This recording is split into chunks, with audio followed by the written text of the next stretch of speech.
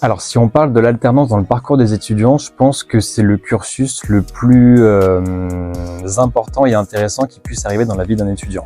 Entre un étudiant qui a Bac+5, qui n'a fait que de l'initiale, et un étudiant qui a Bac+5, qui a au moins 3-4 ans d'alternance dans la tête d'un employeur, donc qui a été manager pendant plusieurs années, je préfère largement recruter un étudiant ou un alternant qui a que 3 ans d'expérience plutôt que quelqu'un en initiale qui a Bac+5. Pourquoi? Parce qu'il y a déjà cette expérience du terrain.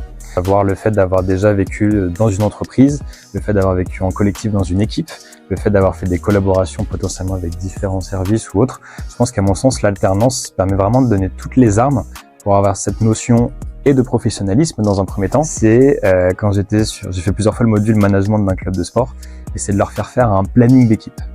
Je m'inspire, en parlant de concret, sur mon ancienne expérience de manager pour créer des plannings pour les équipes. Et c'est là où je leur fais comprendre, sachant que les élèves que j'ai sont tous en alternance, je leur fais comprendre à quel point c'est important d'être indulgent avec son manager.